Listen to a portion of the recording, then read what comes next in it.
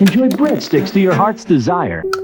How do you sell something that's endless? Do you hear what this American doing a French accent in a commercial for an Italian restaurant The Olive Garden Italian restaurant is actually saying? come back for the endless refills of salad and garlic breadsticks that make us special. In this 1988 ad, they hit on the breadsticks so hard that they had to show them twice. We don't know the meaning of enough. I've come to believe that these breadsticks are the way into a bigger story, a story about how restaurants became so corporate, Where all the best of Italy is yours. and what we gained and lost along the way. It's a story that starts with how a Minnesota company that makes Cheerios Yes, Cheerios, the cereal that's shaped like a little letter O. ended up inventing an Italian restaurant, and it concludes with a corporate massacre, Starboard Value is getting its way. due in part to breadsticks. How did these breadsticks become iconic? And will endless end? Okay, so I'm in front of a green screen for a reason. I want to film period-appropriate commercials for each section of this video, because there are different sections of this story. Red Lobster is where America goes for seafood. Gee, this entire restaurant is an experiment to see how far away from the ocean people will still be willing to eat seafood. If you love seafood, this is the place. Okay, so this section starts with Red Lobster. You're gonna see why in a second. I made a video about the influence of TGI Fridays, Applebee's, etc. on the look of corporate kitsch restaurants. This is kind of a part two, because Red Lobster was fundamental to the business of casual dining, and ultimately the endless breadstick. But first, I've got a sponsor. Bombas is the sponsor of today's video.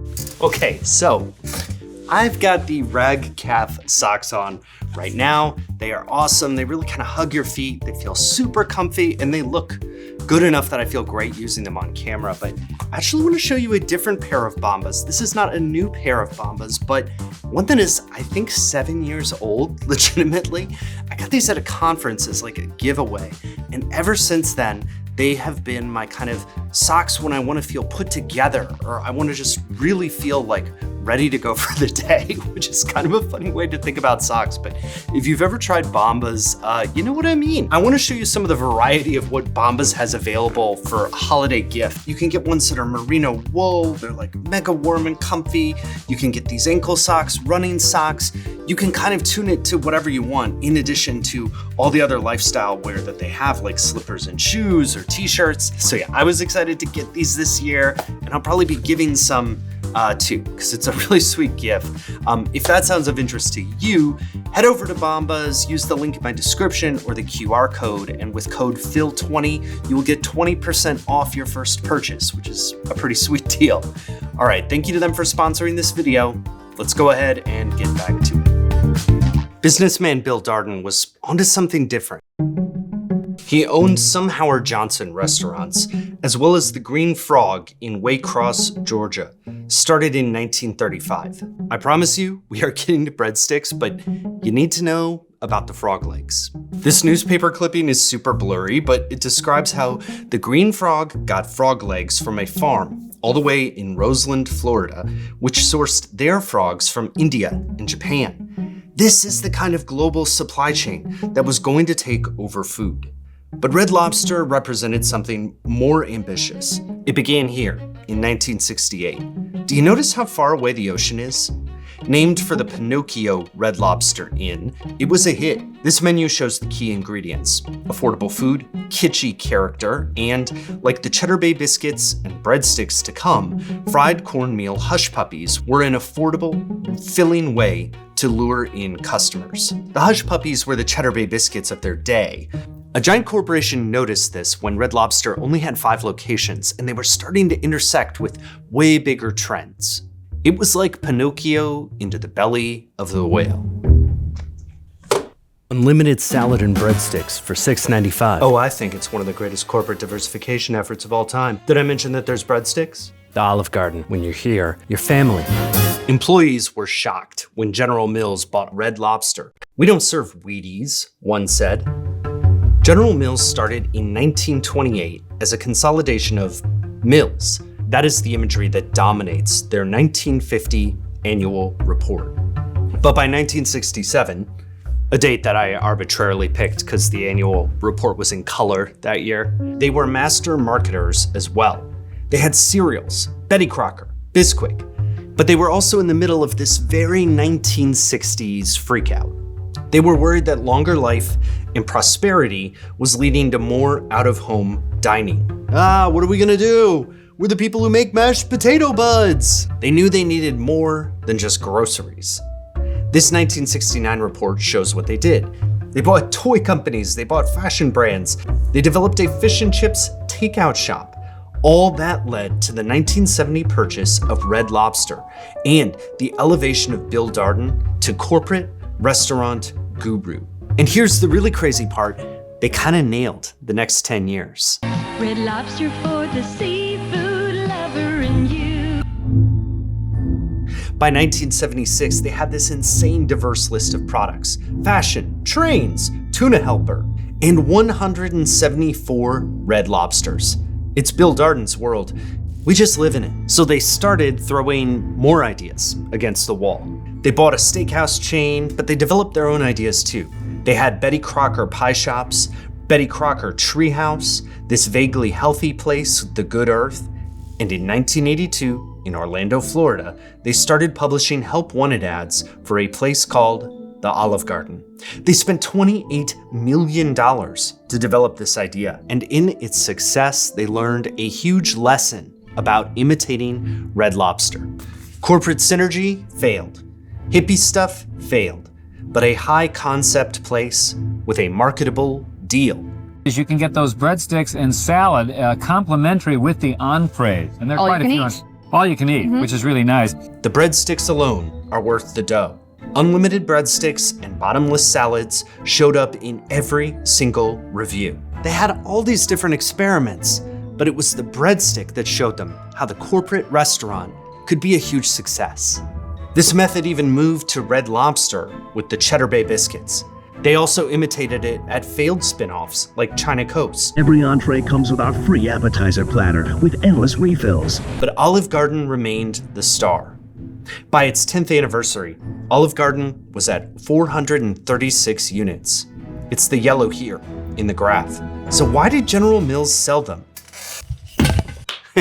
Well, ultimately the purpose of this family is to increase shareholder value, especially in an era of increased scrutiny. When did that become a family tradition?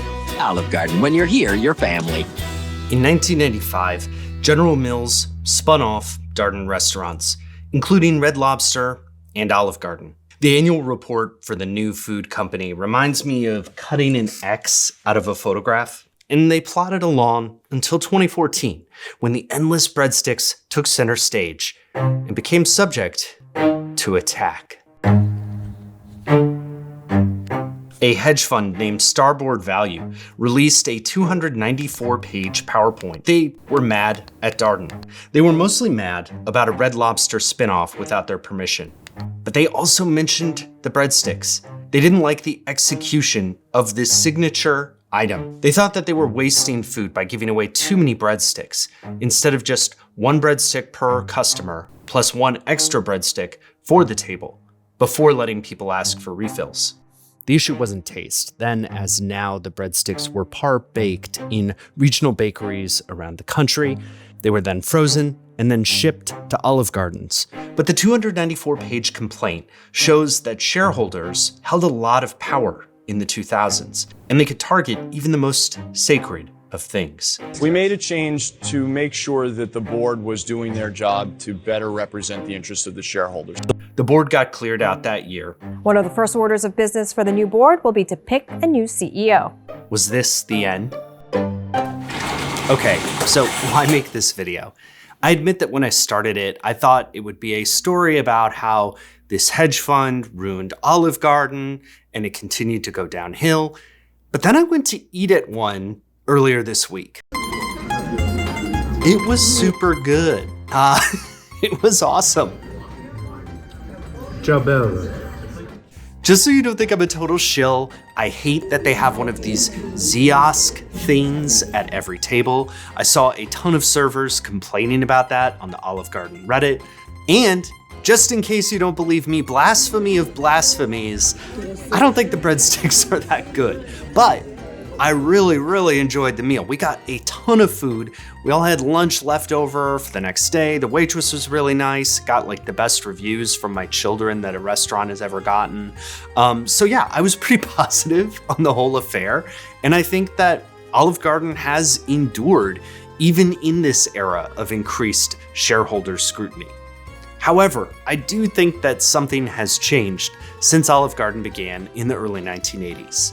General Mills and Bill Darden incubated this really unique idea. It was safe in the bosom of this big corporation, and they tolerated a lot of failures along the way. They ended up creating something that was iconic. I just don't think that corporations can have that much patience in 2025 unless it comes to spending billions on artificial intelligence instead of stuff that I enjoy, like endless breadsticks. Endless salad and breadsticks. This mat tastes delicious. I don't think that today you could design an idea like endless anything without it coming under too much scrutiny. The breadsticks, they are still endless, but the era that created this, I think it's over. All right, that's it for this one. Thank you for watching. If you haven't been here before, I kind of go down little rabbit holes in business and tech and history and figure out what happened. And I found this one super interesting. I had no idea that General Mills cereal company started Olive Garden. It like makes no sense, but then it makes a lot of sense and they kind of knocked it out of the park. So it's really interesting story to me. I'd love to know your thoughts about that chain. If you've been to any of the other chains that are now defunct, I'd love to hear stories about that. Over on Patreon, I have a newsletter. It is actually free to subscribe to. You just go over there and you can subscribe and get a notification when I have a video come out. And this week, I have decided on the fly to do a wildly indulgent personal essay style post about why I had not been to Olive Garden in 20 or 25 years. Features some of the darkest parts of my soul, honestly. Some deep, dark secrets that don't really have much to do with Olive Garden, but have a lot to do with who I am and what I'm most ashamed of in my life. So yeah, click on over for that. And yeah, thank you for watching, and hopefully I will see you in the next one. All right.